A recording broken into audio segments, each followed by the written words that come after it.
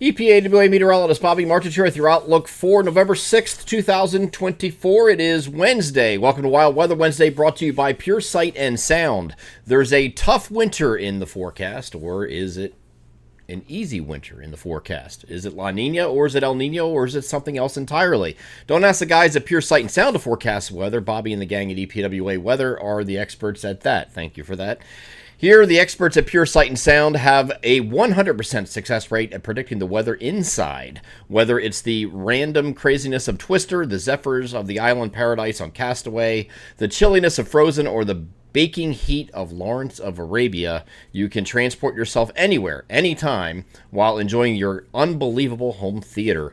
With over 20 years of delivering perfect indoor weather forecasts, the guys at Pure Sight and Sound will deliver a home theater that will put you in the driver's seat for your next trip around the world. Call Ed at the phone number above me here in the video, 570-992-2992, or visit them on the web at puresightandsound.com.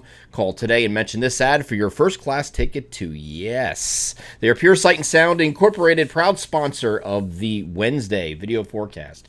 So we do have a very warm day today. We're going to be challenging record highs across much of the region. The temperature spread today, 75 to 80 degrees. A lot of these are records for the date that I looked at, like places like Philadelphia, Allentown, upper 70s is what the record high is for the date. So they should be attainable in some of these locations today for setting new record highs for those areas. At both locations, we're expecting a high of 80 there.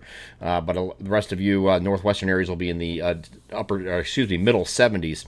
We are going to expect partly to mostly cloudy skies today, so a variably cloudy day ahead of this front. It's going to be a little bit more in the way of clouds later in the day than early on, and that's because we have this cold front moving toward us. But as we talked about the last couple of days, this is just going to be kind of fizzling and falling apart as it reaches. It's just like everything has been over the past month and a half. And this is no different, okay? So it just kind of falls apart, and there's really not much to it. So by the time we get to this evening, it's pretty much done. Here's what the NAM high-res future simulated radar has, and this is the latest run of the NAM, and this is the composite reflectivity. So it's picking up on every little bit, not just what actually reaches the ground. So just to give you an idea of what this does, it just kind of fizzles as it falls eastward. So this is all showers that might get up into places like Williamsport, Lock Haven, and it heads further east, might get across. When you get up to like I-80, you might get a brief stray shower kind of thing, isolated shower, and that's about it. And the rest of the area, really nothing. Okay, that's all we're getting from this front.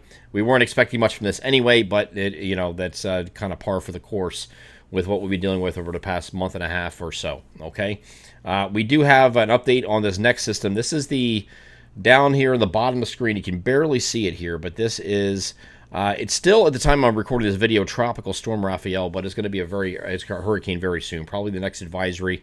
I recorded this early because, like many of you, I'm watching the election night coverage, and so I recorded this video a couple hours earlier than I normally do. But there is the graphic from the National Hurricane Center where it should be. It brushed the island of Jamaica today. It's over the Cayman Islands right now.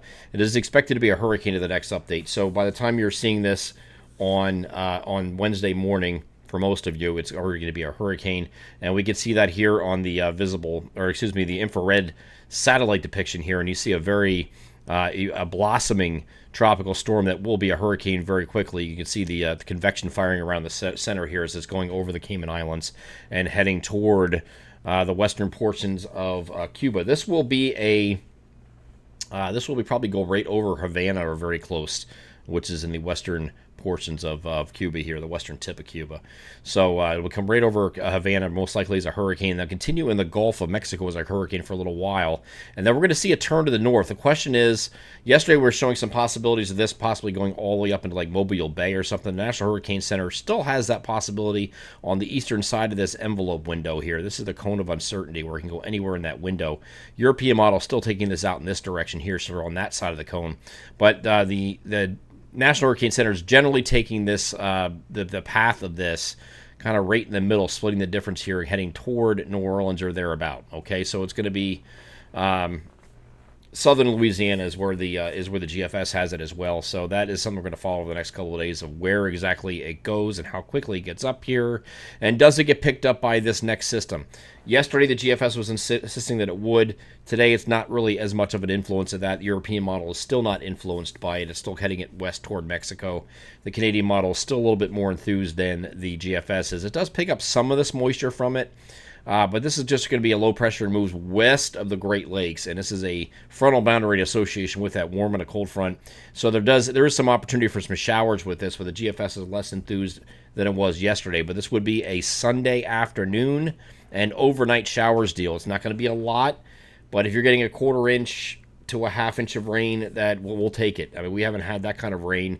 So you have to go back to September to see any kind of rain like that. We're with much of October seeing trace amounts or nothing at all. Okay, so it's been a while, so it's not a lot. It was not exactly what we would like if we were ordering. If we had the ability to order up something here and say, "Hey, I want this," it's not what we would order up, but it is certainly better than nothing at all, and it will help alleviate some of those wildfire concerns, at least temporarily. Okay, so this is going to continue to watch this out the week and see where this goes. But right now, there's a lot of uncertainty as far as how much moisture is picked up from this tropical system, if at all. If it does, it can enhance the rainfall a little bit, and we can end up with a solution like we had yesterday, where you have like 3/4 of an inch to an inch of rain, which would be even better than a quarter inch to a half inch. So we'll see how we trend here in the coming days.